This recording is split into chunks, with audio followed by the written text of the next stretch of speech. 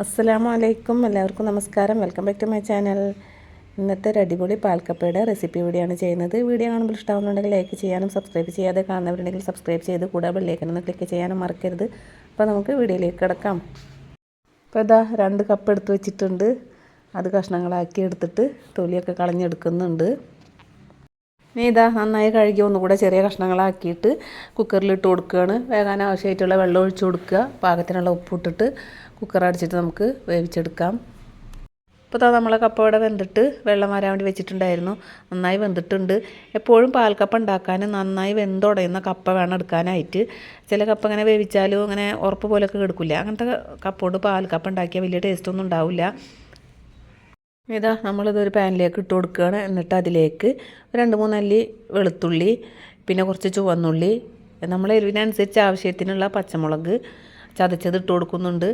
പിന്നെ കുറച്ച് കറിവേപ്പില ഇതെല്ലാം ഇട്ട് കൊടുത്തിട്ട് നമ്മൾ ഒരു തേങ്ങയുടെ പാലാണ് ഞാൻ എടുത്തത്. ഇതിലേക്ക് ആ പാൽ ഒഴിച്ച് കൊടുത്തിട്ട് നമ്മൾ സ്റ്റവിൽ വെച്ചിട്ട് നന്നായിട്ടൊന്ന് ഈ ഉള്ളിയുടെ പച്ചച്ചുവൊക്കെ ഒന്ന് മാറുന്നത് വരെ ഒന്ന് വേവിച്ചെടുക്കണം. തേങ്ങാപ്പാലിന് 1-ാം പാൽ 2-ാം പാലെന്നൊന്നും ഇല്ല കേട്ടോ. കുറേ വെള്ളം ഒഴിച്ചിട്ട് നീട്ടിയെടുക്കാതിരുന്നാൽ മതി. നമ്മൾ പാകത്തിനുള്ളൊരു വെള്ളം ഒഴിച്ചിട്ട് തേങ്ങ അടിച്ചിട്ട് ആ പാലെടുക്കുക. അപ്പോൾ അതാ കുറച്ച് നേരം എല്ലാം കൂടെ ഒന്ന് തിളച്ച് ഉള്ളിയുടെയും പച്ചമുളകിൻ്റെയും ഒക്കെ ആ ഒരു പച്ചച്ചുവൊക്കെ ഒന്ന് മാറി ഒന്ന് കുറുകി വന്നിട്ടുണ്ട്. സമയത്ത് നമുക്ക് കൊള്ളി ഒന്നും കൂടെ ഒന്ന് ഉടച്ചു കൊടുത്ത് എല്ലാം കൂടിയിട്ടൊന്ന് മിക്സാക്കിയിട്ട് ആ സമയത്ത് ഉപ്പ് നോക്കിയിട്ട് ഉപ്പ് കുറവുണ്ടെന്നുണ്ടെങ്കിൽ കുറച്ചുകൂടെ ഉപ്പിട്ട് കൊടുക്കുക. എനിക്ക് ഉപ്പിത്തിരി കുറവായിരുന്നു, അപ്പോൾ ലേശം കൂടെ ഇട്ട് കൊടുക്കുന്നുണ്ട്.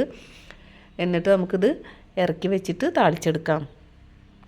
നമ്മളെ പാൽക്കപ്പ താളിക്കാനായിട്ട് ചട്ടി ചൂടായി വന്നിട്ടുണ്ട്. അതിലേക്കൊരു 2 ടേബിൾ സ്പൂണോളം വെളിച്ചെണ്ണ ഒഴിച്ച് കൊടുത്തിട്ട് വറ്റൽമുളക് ഇട്ട് കൊടുക്കുക. വറ്റൽമുളക് മൂത്ത് വരുമ്പോൾ ചുവന്നുള്ളി അരിഞ്ഞത് ഇട്ട് കൊടുത്ത് പിന്നെ കറിവേപ്പില ഇട്ട് കൊടുത്ത് മൂത്ത് വരുമ്പോൾ നമ്മളെ പാൽക്കപ്പ റെഡിയാക്കി വെച്ചതിലേക്ക് ഒഴിച്ച് കൊടുക്കാം. എന്നിട്ട് എല്ലാം കൂടി നന്നായി ഒന്ന് മിക്സ് ചെയ്തിട്ട് നമുക്ക് സെർവ് ചെയ്യുന്ന പാത്രത്തിലേക്ക് മാറ്റാം.